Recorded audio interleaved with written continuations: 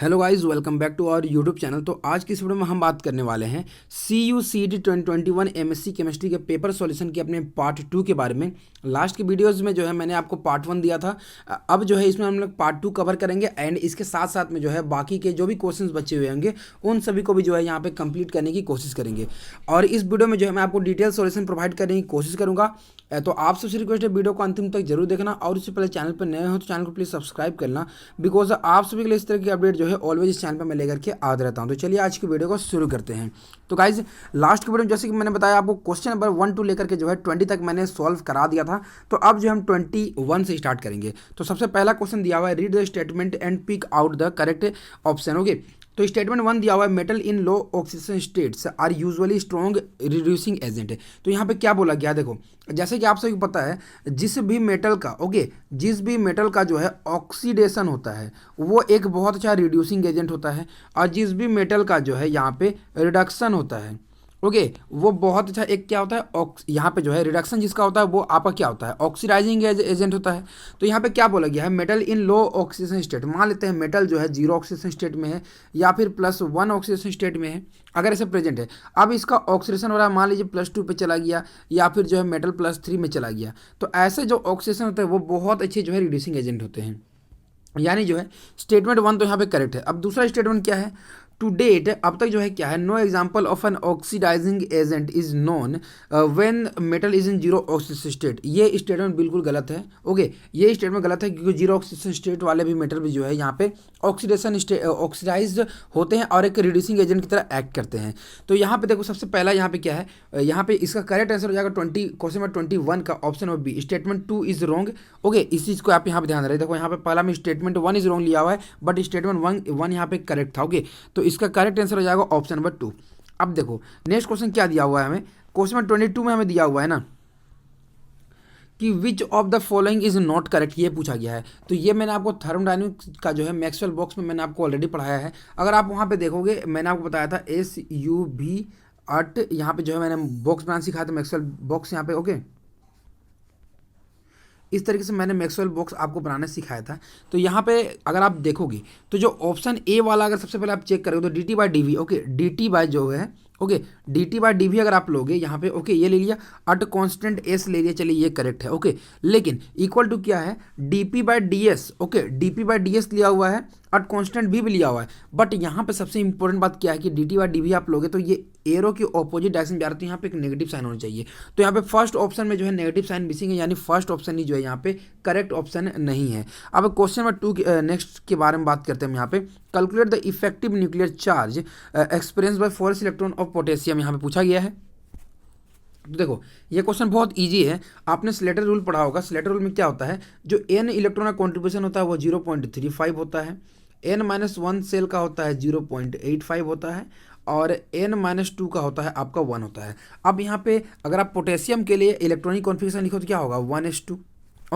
1s2 लिखेंगे, then आपका यहाँ पे 2s2, then 2p6, then 3s2, 3p6 and 4s1। अब देखो 4s1 इलेक्ट्रॉन को लिखना है तो 4s1 इलेक्ट्रॉन को हम यहाँ पे नेगलेक्ट कर देंगे। तो Z इफेक्टिव इक्वल टू हमारा होता है Z - सिग्मा, या फिर आप इसे S भी कहते हो। सबसे पहले हम सिग्मा फाइंड करते हैं। तो सिग्मा अगर यहाँ पे फाइंड करोगे तो सिग्मा का वैल्यू क्या आएगा, आप यहाँ पे ध्यान देना।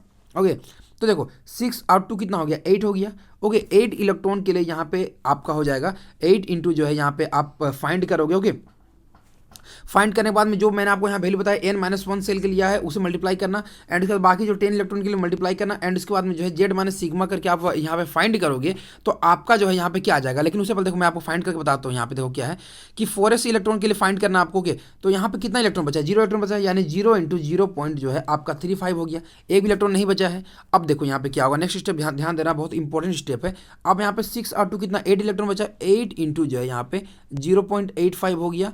अब यहाँ पे 8.5, अब 6 to 8 + 2 10, तो यहाँ पे आपका हो जाएगा +10 इंटू 1 हो जाएगा। यहाँ पे 0 इंटू 0.35 यहाँ पे हो गया, 8 इंटू 0.85 एंड 10 इंटू 1 हो गया। तो जब यहाँ पे आप सॉल्व करोगे तो यहाँ पे जो सिग्मा का वैल्यू आएगा, इन तीनों का अगर आप ऐड करोगे तो ये वैल्यू आपका निकल के आएगा। ये वैल्यू आपका कितना आएगा, यहाँ पे अगर आप ध्यान दोगे देखो यहाँ पे 6.80 आ जाएगा, यहाँ पे 0 प्लस 6.80 प्लस यहाँ पे 10 आ जाएगा, यानी जो है आपका ओवरऑल वैल्यू आ जाएगा 16.80 आ जाएगा। अब यहाँ पे z इज इक्वल टू जो था आपका z माइनस सिग्मा था, तो यहाँ पे z 19 दिया हुआ है, माइनस 16.80 अगर फाइंड करोगे तो ये आपका 2.20 के इक्वल आएगा, यानी ऑप्शन नंबर जो है इसका बी जो है करेक्ट आंसर होगा। ओके, तो यहाँ पे ध्यान देना, ऑप्शन नंबर इसका जो है बी हो जाएगा करेक्ट आंसर। अब क्वेश्चन नंबर नेक्स्ट बात करते हैं, question 24, find the incorrect characteristics chemical property of halogen यहाँ पे पूछा गया है। ओके, इनकरेक्ट पूछा गया है, तो यहाँ पे क्या होगा, 24 नंबर जो क्वेश्चन दिया हुआ है, तो इसका देखो यहाँ पे can carry out reaction even in aqueous medium, ये इसका जो है बिल्कुल गलत स्टेटमेंट है। ओके, अब नेक्स्ट क्वेश्चन बात करें तो क्वेश्चन नंबर 25, क्वेश्चन नंबर 25 देखो क्या दिया हुआ है, यहाँ पे लिखा हुआ है, okay, the effective species the reactive species in the transformation of phenol into salicylaldehyde, यहाँ पे फिनॉल दिया हुआ है। ओके, यहाँ पे फिनॉल दिया हुआ है, अब इसे हमें सैलिसल्डिहाइड फाइंड करना है, यहाँ पे OH हो गया और यहाँ पे CHO हो गया, इस तरीके से ये फाइंड करना है in the process KOH and CH3, मतलब ये रीमा-टीमा रिएक्शन का है। ओके, RTR रिएक्शन का एग्जाम्पल है। अगर यहाँ पे सबसे पहले आप देखोगे तो यहाँ पे KOH एंड CH3 अगर यहाँ पे दिया हुआ है तो कैसा रिएक्शन होगा, देखो यहाँ पे कार्बन इंटरमीडिएट फॉर्म होता है। ओके, कार्बन होता है यहाँ पे, इस चीज़ को ध्यान देना, CCl2 इस तरीके से जो है आपका इंटरमीडिएट फॉर्म होता है। अगर आपने रीमा-टीमा रिएक्शन अगर आपने पढ़ा होगा तो ये होता है, किस तरीके से फॉर्मेशन होता है, तो अगर आप बताऊँ मैं, यहाँ पे ये क्लोरीन हो गया, ये क्लोरीन हो गया, ये क्लोरीन हो गया, एक यहाँ पे हाइड्रोजन हो गया, KOH जो है इस हाइड्रोजन को ले जाएगा, तो हाइड्रोजन को ले जाएगा तो यहाँ पे देखो क्या बचेगा, यहाँ पे आपको बचेगा एक, यहाँ पे नेगेटिव चार्ज बचेगा। अब ये अपना इलेक्ट्रॉन लेके निकल जाएगा तो यहाँ पे CCl2 जो है आपका कार्बन बच जाएगा, और यही फर्दर रिएक्शन करता है एज ए इलेक्ट्रोफाइल। ओके, तो यहाँ पे ध्यान देना, इसीलिए ऑप्शन इसका डी हो जाएगा करेक्ट आंसर। अब क्वेश्चन में बात करते हैं हम 26 के बारे में, द रिएजेंट यूज्ड, यहाँ पे the reagent used in the following transformation पूछा गया है। देखो यहाँ पे NH2 से N2Cl, मतलब ये डाइजोटाइजेशन रिएक्शन है, मतलब यहाँ पे जो है NaNO2 और in the presence of HCl जो कि नाइट्रस एसिड प्रोवाइड करता है वो रिएक्शन हुआ होगा। तो यहाँ पे ऑप्शन बी सी डी तीनों में यहाँ पे दिया हुआ है। अब नेक्स्ट स्टेप में क्या हम लोग लेते हैं, यहाँ पे इसे लीव कराना, तो इसको लीव कराने के लिए हम मेनली यूज़ करते हैं, यहाँ पे अगर आप देखो तो यूज़ करते हैं H3PO2 यूज़ करते हैं, इसीलिए इसका आंसर जो है करेक्ट ऑप्शन नंबर डी हो जाएगा करेक्ट आंसर। तो यहाँ पे देखो इसका डी हो गया करेक्ट आंसर। अब हम बात करते हैं क्वेश्चन नंबर जो है 27 के बारे में। तो 27 में क्या बोला गया है कि स्टीरियोकेमिकली इनएक्टिव लोन पेयर के बारे में पूछा गया है, जो कि हाइब्रिडाइजेशन में पार्टिसिपेट नहीं करता, उसको स्टीरियोकेमिकली जो है इनएक्टिव लोन पेयर कहते हैं। तो यहाँ पे ध्यान दोगे, इसका जो ऑप्शन डी है ये आपका स्टीरियोकेमिकली इनएक्टिव यहाँ पे लोन पेयर होता है। ओके, जैसे PS3 एग्जाम्पल होता है ना, तो यहाँ पे ये जो है आपका स्टीरियोकेमिकली इनएक्टिव लोन पेयर यहाँ पे प्रेजेंट होता है। तो उसी तरीके से SeCl6 में भी जो है आपका यहाँ पे स्टीरियोकेमिकली जो है इनएक्टिव लोन पेयर प्रेजेंट होता है। अब हम बात करते हैं क्वेश्चन नंबर 28 के बारे में। 28 में क्या बोला गया है, silicon have a wide range of advantages chemical and physical properties, for example they are, ऐसा क्यों है यहाँ पे पूछा गया है।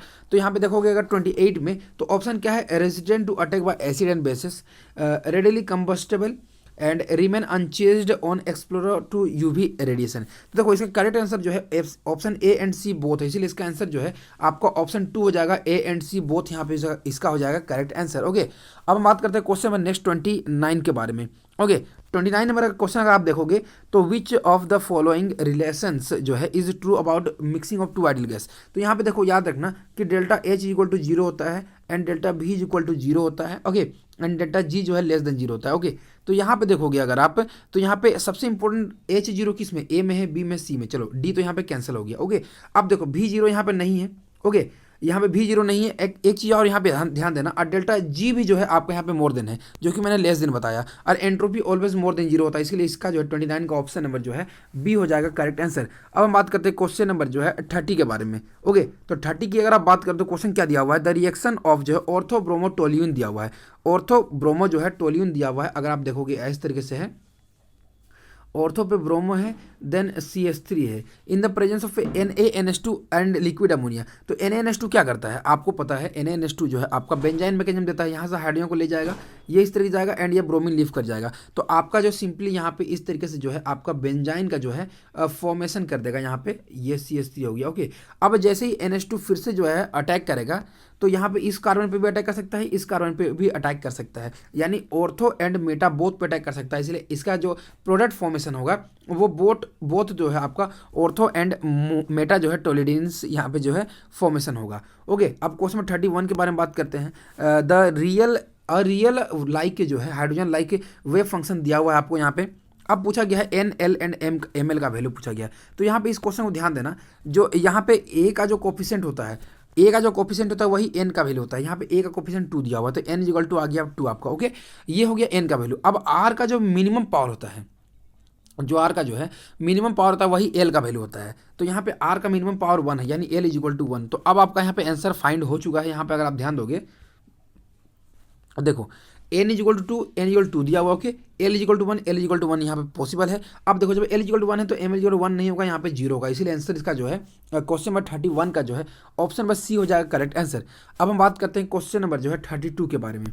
देखो 32 क्या बोला गया था, correct order of ionic conductance eight infinite dilution. तो मैंने आपको बताया था, यहाँ पे देखो हाइड्रोजन, लिथियम, सोडियम, पोटेशियम दिया हुआ। तो मैंने आपको ये भी बताया था आयनिक कंडक्टेंस के बारे में, जिसे मैंने 1 शॉर्ट लेक्चर्स में आपको ऑलरेडी बता चुके हूँ कि देखो यहाँ पे लिथियम, सोडियम और पोटेशियम में देखो तो एक्वस सॉल्यूशन में अगर आप देखोगे ना, तो अगर विदाउट एक्वस अगर आप निकालोगे तो साइज के बेसिस पे निकालो, तो लिथियम का साइज सबसे छोटा, तो इसका आयनिक कंडक्टेंस सबसे ज़्यादा, देन सोडियम का, देन पोटेशियम का। ओके, लेकिन जब एक्वस लोगे तो इसका जस्ट अपोजिट हो जाएगा, यानी पोटेशियम सबसे ज़्यादा हो जाएगा, देन सोडियम का हो जाएगा, देन आपका जो है लिथियम का हो जाएगा।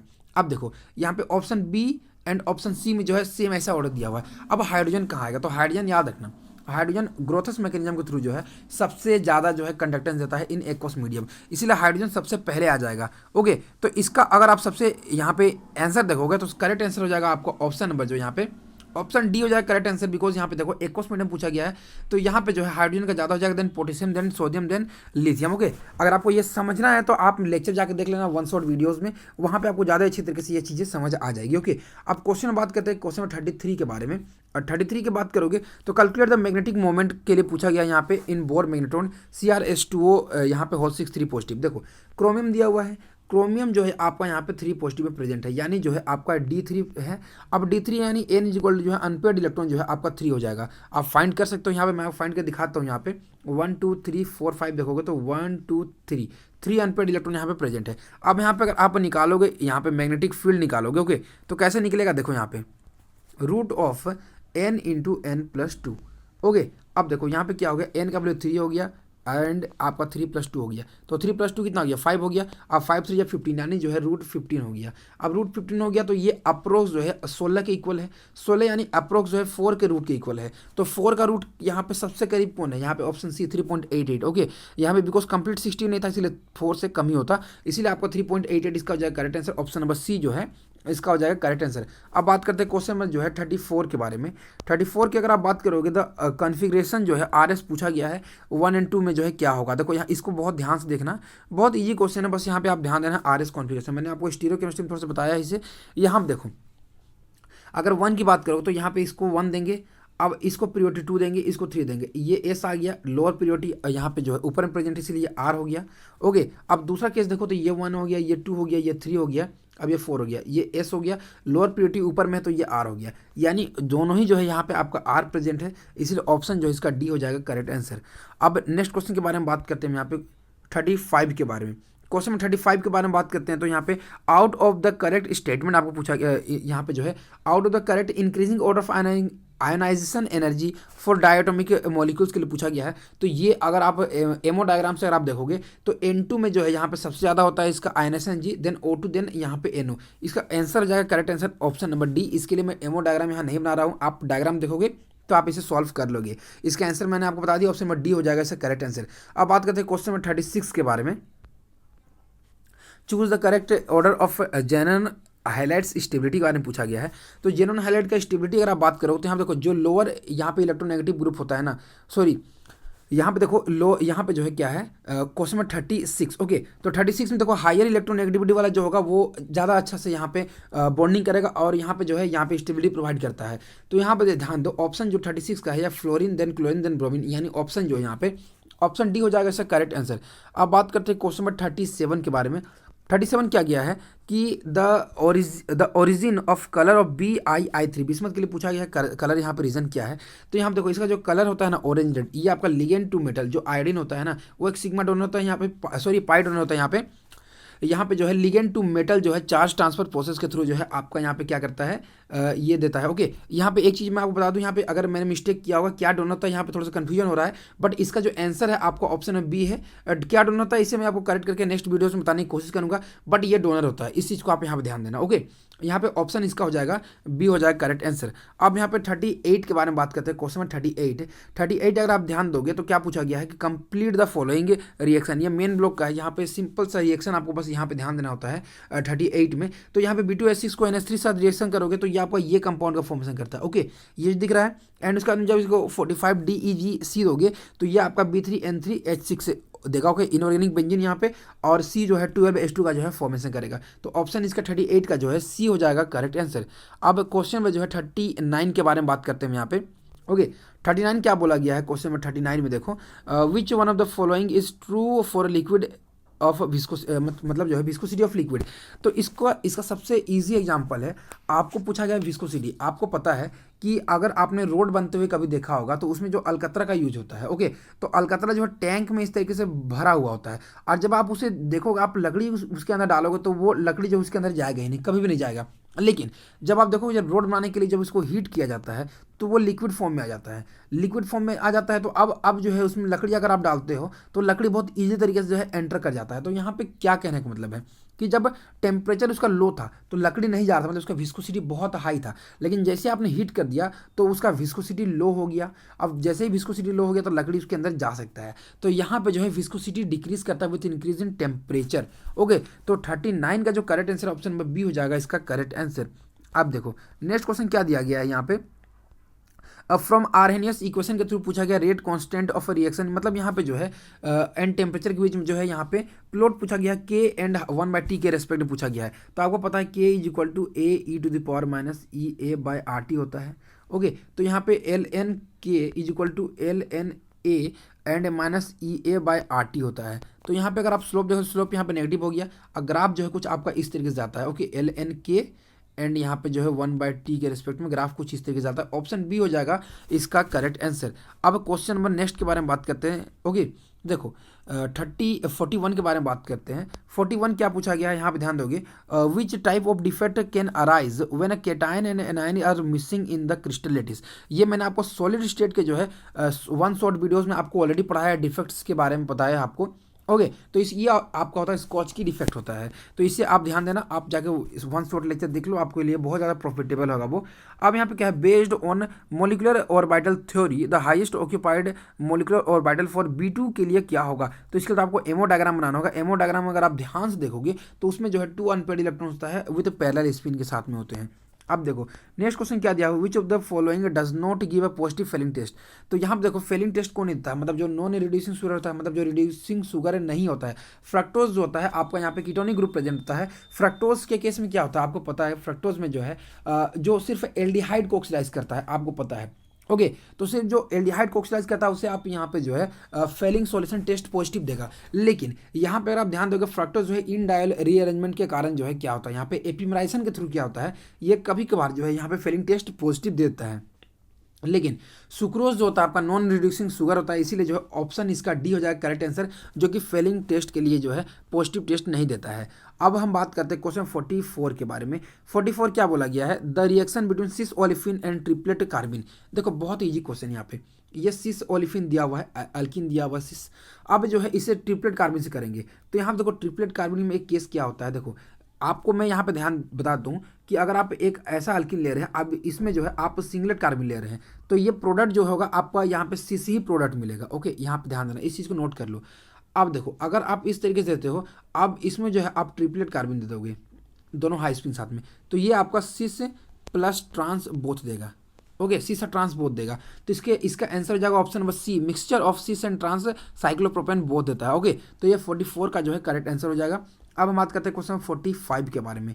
The major product obtain when allyl orthobromophenyl ether is heated at 200 degree Celsius. बहुत ईजी क्वेश्चन है। यहाँ पे देखो क्या लिखा हुआ है, देखो यहाँ पे ध्यान देना, ये इस तरीके से दिया हुआ है। ओके, ये आपका मेनली पेरिसाइक्लिक का है। यहाँ पे क्लेजन कंडेंसेशन भी आप बोल सकते हो। यहाँ पे sorry Claisen rearrangement, not condensation, गलती से निकल गया। क्लेजन रीअरेंजमेंट का भी एग्जांपल आप बोल सकते हो। ये कुछ इस तरीके से होता है। एलाइल ऑर्थो ब्रोमाइल ब्रोमोफिनाइल ईथर के अगर एग्जांपल देखोगे, इसमें जब आप हीट दोगे ना, तो मैंने आपको ऑलरेडी यहाँ पे क्लेजन अगर पढ़ाया होगा, आपने नेम रिएक्शन देखी होगी, तो ये यहाँ पे इस तरीके से माइग्रेट कर जाता है, यहाँ पे ये ब्रेक कर जाता है। ओके, तो यहाँ पे जैसे ब्रेक करेगा तो आपका जो है प्रोडक्ट कुछ इस तरीके से, मैंने आपको यहाँ पे प्रॉपर रीअरेंजमेंट नहीं बताया। ओके, यहाँ पे 1 2 3 एंड 1 2 3 इस तरीके से आपका यहाँ पे रीअरेंजमेंट होता है। यहाँ पे रीअरेंजमेंट होगा तो आपका जो है कुछ इस तरीके से जो है प्रोडक्ट का फॉर्मेशन हो जाएगा। यहाँ पे OH हो जाएगा, यहाँ पे ब्रोमीन हो जाएगा, और यहाँ पे आपका इस तरीके से। तो ये क्या हो गया, ये आपका हो गया इसका सिंपली अगर आप देखोगे क्वेश्चन नंबर 45 में। ओके, तो यहाँ पे देखो ये क्या है, 2 एलाइल, 2 पोजिशन पे एलाइल हो गया, 6 ब्रोमोफेनॉल, यानी इसका आंसर जो है आपको ऑप्शन नंबर जो है डी हो जाएगा करेक्ट आंसर। अब क्वेश्चन में बात करने वाले हैं हम यहाँ पे नेक्स्ट अपना 46 के बारे में। The bond length of homonuclear diatomic molecule के लिए जो है कैसे डिटरमिन किया जाता है। तो होमोन्यूक्लियर के लिए हमेशा याद रखना, मान लेते हैं कि H2 दिया हुआ है, ये H दिया हुआ है मान लेते हैं ना, तो होमोन्यूक्लियर डायटोमिक मॉलिक्यूल है, तो ये ऑलवेज याद रखना पहला केस तो रमन के लिए होता है जिसमें डायपोल मोमेंट 0 होता है, होमो डायटोमिक के लिए, नॉट हेटेरोडायटोमिक। होमो डायटोमिक के लिए जो है यहाँ पे आपका क्या होता है, रमन यूज होता है। तो यहाँ पे बॉन्ड लेंथ फाइंड करने के लिए जो है रोटेशनल रमन का हम यूज़ करते हैं। ओके, बॉन्ड लेंथ के लिए जो है रमन का रोटेशनल रमन यूज़ करते हैं, इसलिए इसका करेक्ट आंसर हो जाएगा ऑप्शन नंबर जो है सी हो जाएगा करेक्ट आंसर। अब क्वेश्चन 47 के बारे में बात करते हैं। 47 क्या बोला गया, the following reaction is example of, ये मेनली जो है आपका क्या है ना, न्यूट्रलाइजेशन रिएक्शन का एग्जांपल है। यहाँ पे बेस है एंड यहाँ पे न्यूट्रलाइजेशन का रिएक्शन का जो है एग्जांपल है, इसे आप ध्यान देना। अब 48 के बारे में बात करते हैं। The relationship between the energy of the transition state and the structure of described bye, ये आपका हेमंड पोस्टुलेट बताता है। जो 48 है आपका, ये हेमंड पोस्टुलेट्स इस चीज़ के बारे में बताता है। अब 48 के बारे में बात करते हैं। मैच द फॉलोइंग जो है A से D आपको फाइंड करना है, यहाँ पे क्या होगा। ओके, तो सबसे पहले यहाँ पे अगर आप ध्यान दोगे, जो ये O2 दिया हुआ है, इसमें आपका C2 प्रेजेंट है। देखो ये कुछ इस तरीके से प्रेजेंट है। अगर इससे आप यहाँ पे ध्यान दोगे, ये बैक साइड में प्रेजेंट है। ओके, ये जो है आपका H यहाँ पे दिया हुआ बैक साइड में प्रेजेंट है, और यहाँ पे जो है ये आगे साइड में प्रेजेंट है। तो यहाँ से एक आपका C2 प्रेजेंट है। ओके, जब इसे रोटेट करो तो ये बैक में चलाएगा, ये फ्रंट साइड में चलाएगा। तो यहाँ पे D में जो है C2 प्रेजेंट है। अब यहाँ पे देखोगे C का अगर बात करोगे, ओके, तो यहाँ पे Ci प्रेजेंट है, मतलब जो है यहाँ पे सेंटर ऑफ सिमेट्री प्रेजेंट है। इस चीज़ को आप ध्यान देना। अगर आप यहाँ पे देखो मिडल, यहाँ पे अगर आप ध्यान दो, ओके, देखो मिडल से ध्यान दो, तो यहाँ पे जैसे यहाँ जाओगे उतना ही नीचे आओगे तो क्लोरीन मिलेगा, इधर हाइड्रोजन जाओगे इधर हाइड्रोजन मिलेगा, फ्लोरीन जाओगे फ्लोरीन मिलेगा, इसलिए इसमें जो है Ci प्रेजेंट है। अब यहाँ पे जो है, यहाँ पे अगर आप देखोगे ऑप्शन नंबर बी के ऊपर में, ओके, तो बी में देखोगे तो ये आपका टोटली जो है क्या है, sp2 हाइब्रिडाइज है। यहाँ पे नाइट्रोजन जो है sp2 हाइब्रिडाइज है, इसीलिए जो है आपका यहाँ पे सिग्मा प्लेन प्रेजेंट है, Cs प्रेजेंट है, यानी जो है आपका बी का जो है 4 हो जाएगा। ओके, तो यहाँ पे ए क्या बचा, ए के लिए आपका बचा 3। ओके, ए में C1 प्रेजेंट है, बिकॉज यहाँ पे कोई भी ऐसा प्लेन भी प्रेजेंट नहीं है, सिग्मा प्लेन भी प्रेजेंट नहीं है, इसलिए इसका करेक्ट आंसर हो जाएगा ऑप्शन नंबर ए हो जाएगा करेक्ट आंसर, 1 हो जाएगा करेक्ट आंसर। अब हम बात करते हैं क्वेश्चन नंबर जो है यहाँ पे 50 के बारे में बात करते हैं। क्वेश्चन 50 क्या दिया गया है कि a solution is prepared by dissolving जो है S इन अ सॉल्वेंट भी, the solution will be called an ideal dilute solution if, यहाँ पे क्या होगा, देखो ये तब होगा जब एस जो है आपका हेनरी लॉ फॉलो करेगा और भी जो है रॉल्ड्स लॉ फॉलो करता है, तभी ऐसा केस होता है। अब हम बात करते हैं क्वेश्चन 51 के बारे में। एनोसोमेरिक एक्सेस पूछा गया है, आर का 40% दिया हुआ है, एस का यहाँ पे 60% दिया हुआ है, तो कुछ नहीं करना है। जो एस का परसेंट है 60% है, उसमें जो है आपको आर का 40% को घटा देना है, तो यहाँ पर 20% बचा, तो ये जो है आपका एनोसोमेरिक एक्सेस ऑप्शन नंबर जो है सी हो जाएगा करेक्ट आंसर। अब देखो क्वेश्चन 51 के बारे में बात करते हैं। यहाँ पे सॉरी 51 तो हमारा हो गया। अब हम बात करते हैं 52 के बारे में। 52 क्या दिया हुआ है, देखो, if drops do not collapse under the effect of gravity, अगर ग्रेविटी के इफेक्ट में जो है अगर ड्रॉप्स आपस में कोलेप्स नहीं कर रहे, ये इंडिकेट करता है ना कि the pressure inside the drop is greater than outside the drop. Okay, मतलब जो है एक ड्रॉप है उसका इनसाइड में प्रेशर जो है आपका ज़्यादा है with respect to outside of pressure. Okay, तो इसका आंसर हो जाएगा आपका ऑप्शन नंबर 1 हो जाएगा करेक्ट आंसर। अब क्वेश्चन नंबर 53 के बारे में बात करते हैं। यहाँ पे क्या पूछा गया है, यहाँ पे रिडक्शन जो यहाँ पे आपको यहाँ पे रीजन एंड स्टेटमेंट दिया हुआ है, आपको बताना है स्टेटमेंट का रीजन करेक्ट है या नहीं है, उसके बारे में पूछा गया। 53 की अगर बात करोगे तो reduction in size of lanthanide M3 plus with increasing atomic number. तो देखो लेफ्ट टू राइट आप जाते हैं तो लेंथनाइड कॉन्ट्रैक्शन के कारण जो है साइज जो है डिक्रीज करता है, ये आपको पता है। तो रिडक्शन ऑफ साइज होता है यहाँ पे इंक्रीजिंग एटॉमिक नंबर में, ये करेक्ट स्टेटमेंट, रीजन जो है स्टेटमेंट सही है। ओके, तो स्टेटमेंट इज करेक्ट। अब यहाँ पे क्या है, consequences of poor shielding of 4F है। तो यहाँ पे पुअर सील्डिंग ऑफ 4F को ही तो हम यहाँ पे लेंथनाइड कॉन्ट्रैक्शन कहते हैं, इसलिए जो है स्टेटमेंट सही है। अब यहाँ पे जो है is steady increase in the effective nuclear charge यहाँ पे। ओके, तो ये आपका कॉन्ट्रैक्शंस के बारे में बता रहा है। एंड यहाँ पे साइज, यहाँ पे जो है आपका लेफ्ट राइट जाने से जो है क्या होता है, लेंथनाइड साइज जो है यहाँ पे साइज डिक्रीज करता है, रिडक्शन इन साइज। ओके, इसलिए इसका आंसर हो जाएगा option C, statement and reason are correctly matched. Okay, अब 54 के बारे में बात करते हैं। यहाँ पे 54 क्वेश्चन क्या दिया हुआ है, द ई एंड जेड पूछा गया है। देखो ई एंड जेड के लिए सबसे इजी ट्रिक बता दो, यहाँ पे ई है, यहाँ पे जेड है, आपको कुछ नहीं करना है, यहाँ पे सिस लिखना है, यहाँ पे ट्रांस लिख देना है। ओके, तो ई मतलब ट्रांस ऐसे कर देना मैच, मतलब ई मतलब होता है आपका ट्रांस होता है। अब यहाँ पे सिंपली बस देख लो सिस है या फिर ट्रांस है, वो आपको देखना है। तो यहाँ पे फिनाइल ग्रुप हो गया, जो बल्कि ग्रुप है वो देखना है, phenyl A and methyl, methyl से बड़ा ग्रुप ये है, मतलब ये आपका ट्रांस हो गया। पहला जो है वो ट्रांस है, मतलब ई हो गया। ओके, तो पहला ई हो गया, ऑप्शन ए एंड सी हो सकता है। अब दूसरा देखो तो ये ग्रुप बल्कि है एंड ये फिनाइल ग्रुप बल्कि है, तो दूसरा भी आपका जो है ई हो गया, यानी जो है बोथ आर ट्रांस, इसलिए ऑप्शन जो है ए हो जाएगा इसका करेक्ट आंसर। अब हम बात करते हैं क्वेश्चन 55 के बारे में। यहाँ पे क्या पूछा गया है, the wrong feature about organolithium के लिए पूछा गया है। ये आपका मॉइस्चर इनसेंसिटिव होता है। ओके, इस चीज़ को आप ध्यान रखना, ये रॉन्ग फीचर है इसका।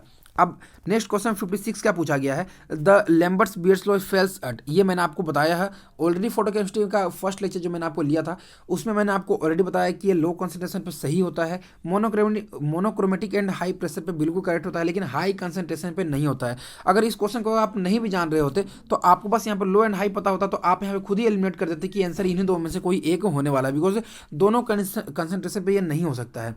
अब बात करते हैं क्वेश्चन 57 के बारे में। हाइब्रिडेशन ऑफ जो है सेंट्रल कार्बन ऑफ एरिन के बारे में पूछा गया है, यानी C double bond C double bond C. तो ये कार्बन का हाइब्रिडेशन होता है आपका sp होता है, आप हाइब्रिडेशन निकाल सकते हो, तो ऑप्शन हो जाएगा इसका डी। अब 58 के बारे में हम बात करते हैं। 58 क्वेश्चन क्या दिया हुआ है, the entropy change in a reversible adiabatic process is, आपका ये जीरो होता है, बहुत ये क्वेश्चन था, इसका जो है जीरो होता है।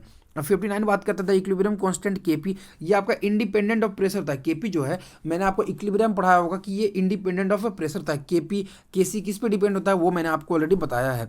अब क्वेश्चन 60 के बारे में बात करते हैं, विच of the following statement is correct, ये पूछा गया है। तो सबसे पहले यहाँ पे अगर आप देखो पीरियोडिक एसिड जानना होगा, ये आपका HiO4 होता है, या फिर जो है OSO4, इन सभी को जो है, या फिर जो है NaIO4 जो होता है। ओके, ये दोनों HiO4 NaIO4 इन दोनों को जो है पीरियोडिक एसिड कहा जाता है। तो यहाँ पे क्या है, रिजिड ट्रांस 1 टू डाई से readily react with periodic acid. तो जो ट्रांस होता है ना वो रिएक्ट नहीं करता यहाँ पे, जो रिजिड होता है यानी जो साइक्लिक, इस तरीके से मैंने अगर मॉलिक्यूल ले लिया। ओके, तो यहाँ पे आपने जो ग्लूकोज में जो है आपने कार्बोहाइड्रेट्स पढ़ा होगा, ये OH हो गया। अब यहाँ पे ये OH हो गया, रिजिड हो गया या ट्रांस हो गया, तो रिजिड ट्रांस वाले जो है नहीं रिएक्शन करते हैं, तो ऑप्शन ए तो गलत हो गया। पीरियोडिक एसिड क्लीवेज जो है विसिनल डायोल से, जो विसिनल जो इस तरीके से डायोल प्रेजेंट होता है उसे ब्रेक करता है इंटू 2 एल्डिहाइड और 2 कीटोन और N aldehyde and ketone. Okay, तो इसको ब्रेक करता है, यहाँ पे OH दे देना है एंड यहाँ पे OH दे दोगे अगर आप, तो यहाँ पे HCHO, यहाँ पे अगर मैंने CH3 एक लगा दिया तो CH3 C double bond OH, इस तरीके से मतलब जो है एल्डिहाइड एंड कीटोन जो है वो देता है, इसलिए ऑप्शन इसका जो है बी हो जाएगा करेक्ट आंसर। ये अगर आपने कार्बोहाइड्रेट का लेक्चर्स देखा होगा तो उसमें मैंने ऑलरेडी बताया है। तो ये सारी चीज़ें जो है मैंने आपको बता दी यहाँ पे। तो आज की वीडियो में जो है हम इतना ही सोल्यूशन करते हैं, नेक्स्ट की वीडियोज़ में बाकी का सोल्यूशन करने की कोशिश करेंगे। अगर वीडियो अच्छी लगे तो वीडियो को लाइक करना, चैनल को सब्सक्राइब करना। मिलते हैं नेक्स्ट के अपडेट साथ नेक्स्ट के वीडियोज़ में, तब तक के लिए थैंक्स।